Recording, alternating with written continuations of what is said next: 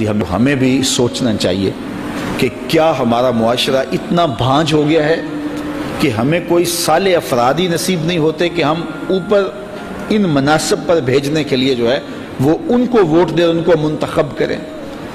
میں آپ سے یہ عرض کرنا چاہتا ہوں کہ آج ہم یہ بات کہتے ہیں جی کیا کریں، کوئی ہمیں قیادت ہی نظر نہیں آتی ہے، ہمیں کوئی سیکنڈ آپشن ہی نظر نہیں آتا ہے۔ اللہ تعالیٰ جل شانہ کا یہ اصول ہے، جب قومیں اپنے اندر کو بدلتی ہیں تو اللہ ان پر رحمتوں کی چھتڑیاں تان دیتا ہے۔ جب بحیثیت قوم ہم تبدیل ہوں گے تو اللہ ہمیں راستے دے گا، بلکہ اللہ فرماتا ہے لَنَهْدِيَنَّهُمْ سُبُلَنَا، کہ پھر ہم راستہ نہیں کئی راستے کھول دیتے ہیں تمہارے لیے۔ تو جب ہم خود آمادہ نہیں ہوں گے اور اس بے یقینی اور تذبذب کی کیفیت میں ہوں گے تو پھر ہمارے ساتھ یہی ہوتا رہے گا۔ تو اس لیے ہمیں خود اپنی تربیت کی اور اپنے شعور کی تہذیب کی ضرورت ہے، تاکہ ہم ایک صالح معاشرے کی تشکیل کے بعد ایک صالح حکومت کا تصور، دنیا کہاں سے کہاں پہنچ گئی۔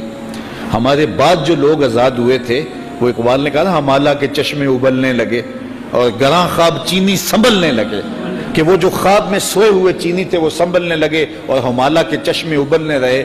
لیکن مسلمان ابھی اسی تک، مسلمان بجھی عشق کی آگ اندھیر ہے، مسلمان ہی خاک کا ڈھیر ہے۔ تو یہ بھی تک جو ہے وہ خاک کی ڈھیری بنا رہا ہے۔ دنیا کہاں سے کہاں پہنچ گئی، جاپان کہاں چلا گیا، چائنا کہاں چلا گیا۔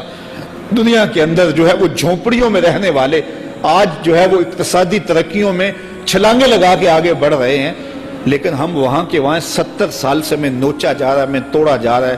اور آج بھی ہم جو ہے وہ جس طرح یہ دیکھو 2 4 5 10 اگر سوسائٹیاں ہیں، اچھے انداز سے آپ لوگ زندگی گزار رہے ہیں، تو یہ ایک چند مثالیں ہیں۔ معاشرے کا 90% لوگ ان گلیوں میں رہتا ہے کہ آپ وہاں سے گزریں تو اتنا تعفن ہے کہ آپ کو ناک پر کپڑا رکھنا پڑے، اور وہاں وہ زندگی گزار رہے ہیں اور اسی زمین سے نکلتا ہوا گندا پانی پینے پہ مجبور ہے۔ یار ہمارا جو دیوالیہ پن جو ہے وہ مذہبی طور پہ ہوا تھا، وہ تو ہوا تھا، ہمیں ایک انسانی زندگی جینے کا بھی حق اس ملک کے اندر نہیں ہے۔ تو اس لیے ہمیں اپنے شعور کی تہذیب کے ساتھ آگے بڑھنا ہوگا، اور اس کے لیے مجھے تو صرف میرے بارے پوچھا جانا ہے، یا میں آپ لوگوں تک کوئی بات پہنچا سکتا ہوں، یا جن لوگوں تک بات پہنچا سکتا ہوں، مجھے تو صرف اتنا سوال ہونا ہے۔ میں یہ سوچتا ہوں کہ میں 1 یا 10 20 لوگ اگر اپنی شعوری تہذیب کے ساتھ آگے بڑھے گے بھی تو پھر ہمارے سے کیا ہوگا؟ ایسا نہیں ہوتا۔ جب اندھیرا چھا جاتا ہے تو جگنو اپنی پیٹھ پہ لالٹین باندھ کے اکیلا ہی میدان میں آ جاتا ہے، وہ کہتا ہے میں اپنے حصے کا چراغاں تو کروں۔ تو ہمیں اپنے حصے کی روشنی ضرور پھیلانی چاہیے، باقی ہم سے اتنی پوچھ ہونی ہے جس کے ہم ذمہ دار ہیں۔ قُوا أَنفُسَكُمْ وَأَهْلِيكُمْ نَارًا وَقُودُهَا النَّاسُ وَالْحِجَارَةُ كُلُّكُمْ رَاعٍ وَكُلُّكُمْ مَسْئُولٌ عَنْ رَعِيَّتِهِ۔ اس لیے ہمارا وزن اس پلڑے میں ہونا چاہیے جو خیر کا پلڑا ہے، جو شر کا پلڑا نہیں ہے، اور ہم کبھی بھی کسی صورت کے اندر کسی گناہ، کسی بدی کے معاون، ممد، مددگار نہ بنے، نہ اپنے قول سے، نہ اپنے عمل سے، نہ اپنے رویے سے، اور نہ اپنی کسی ضرورت سے۔ بعض کا سمجھتے ہیں یہ ضرورت ہماری اجتماعی ہے، اس کے لیے ہم ایسے کر سکتے ہیں۔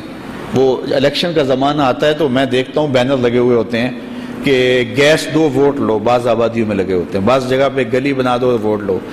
تو میں کہتا ہوں کہ جو شخص اپنی ذاتی ضرورت کے لیے قیمے والے نان پہ ووٹ دیتا ہے، آج اگر وہ گیس کے بدلے میں ووٹ دے رہا ہے یا نالی یا گلی کے بدلے میں ووٹ دے رہا ہے، تو یہ بھی تو اس ضرورت کے بدلے کے اندر اپنی ضمیر کی آواز بیچ رہا ہے نا۔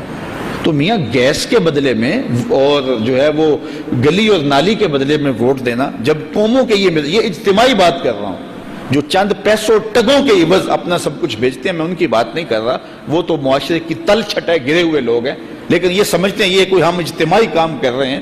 وہ ایک شخص بدکار بھی ہے، ایک شخص کرپٹ بھی ہے، خائن بھی ہے، لیکن ہمارا مطالبہ کیا ہے کہ ہمیں گیس ملنی چاہیے، تیری کرپشن کو ہم جواز اپنے ووٹ سے فراہم کرتے ہیں، ہماری گلی بننی چاہیے، ہماری سڑک بننی چاہیے، ہمیں سیوریج ملنی چاہیے، تو جو مرضی کر، ہم تمہیں ووٹ دیتے ہیں۔ پھر ضمیر کدھر گیا؟ تو یہ بھی ہمارے، ہم سمجھتے ہیں یہ ہم سودا نہیں کر رہے، یہ بھی ہم سودا کر رہے ہیں اپنے ضمیر کا، اور اس کو سند جواز دے رہے ہیں اپنے ووٹ کے ساتھ۔ تو قوم کب باشعور ہوگی، کب ہم کھڑے ہوں گے؟